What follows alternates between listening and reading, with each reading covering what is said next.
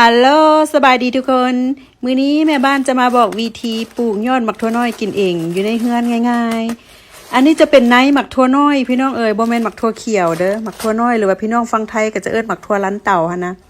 ก่อนอื่นเฮาต้องเอาไปแช่น้ำไว้ประมาณคืนนึงก่อนเด้อเพื่อว่าให้มันเม็ดมันตึงขึ้นนะอันนี้แม่บ้านแช่น้ำคืนนึงผ่านไปแล้ว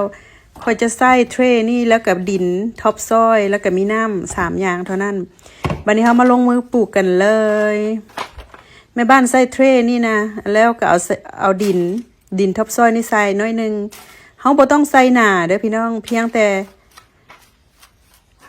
เอามาใส่ที่ว่าเพื่อว่าให้มันหักมันอันประมาณครึ่งข้อมือนี่นะจะประมาณนี้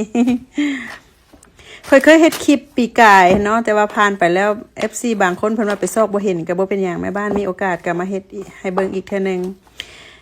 แล้วหลังจากนั้นขั้นตอนต่อมาเฮาก็จะมาหย่ายหมักถั่วแบบนี้หย่ายแกนหมักถั่วนี่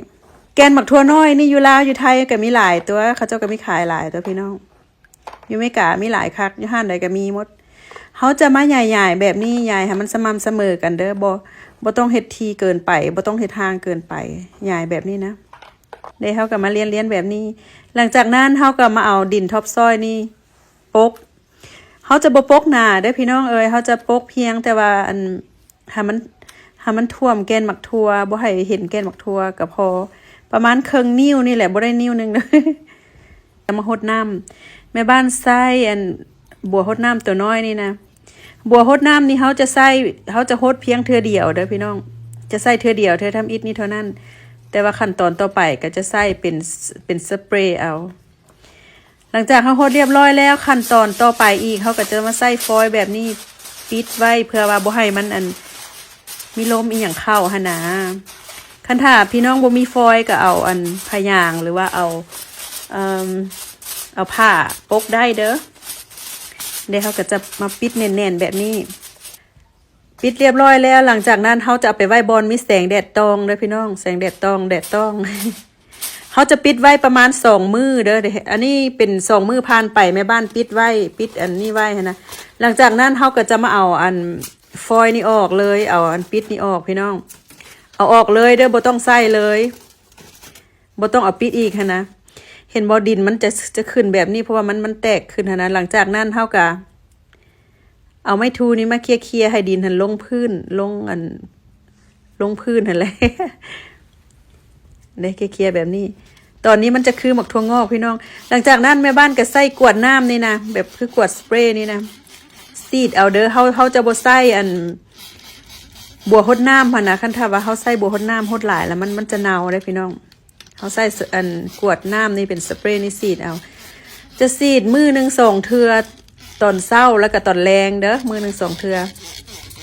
อันนี้ก็มื้อที่3ผ่านไปเขาก็ซีดคือเก่าหั่นแหละ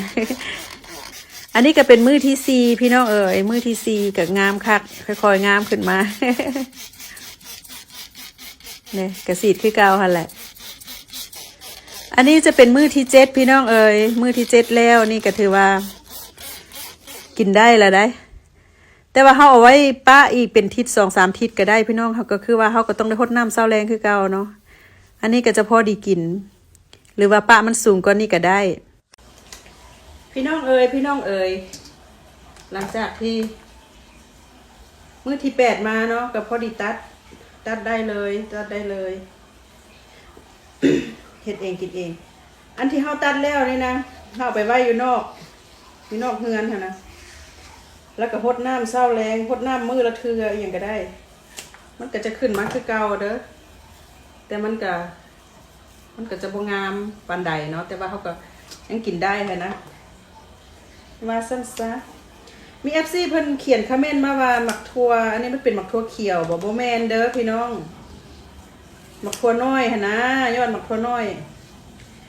พี่น้องไทยเพิ่นก็เอิ้นถั่วลันเตาหั่นนะมันบ่แม่นหมักถั่วเขียวเด้อเป็นยอดหมักถั่วน้อยเห็นบ่กินกับสลัดกินกับเฮ็ดกับเฟอกับข้าวซอยกับอีหยังคักเฮ็ดซุปผักกินจะแซ่บหน้าแม่บ้านก็จะสดๆหน่อยนึงถ้าสดอีหลีก็รอ ออร์แกนิกปลูกอยู่ในเฮือนบ่จำเป็นต้องปลูกอยู่นอกสดๆงามๆจะประมาณนี้แม่บ้านก็จะตัด กินเลยได้ไม่จำเป็นต้องล่าง เอามาให้พี่น้องเบิ่งสนุกไปพี่น้องเอ้ยลองเอาไปเฮ็ดเบิ่งเด้อลองเอาไปปลูกท่านคืออยู่บ้านเฮามันก็จะเป็นไว้จะฮ้อนไว้อันอย่างเนาะแต่ว่าคืออยู่บนในบ้านอยู่นี่คือข่อยว่าแล้วมันหนาวข่อยก็ปลูกไว้ในเรือนเราโอเคพี่น้องเอ้ยไปกันเด้อบ๊ายบาย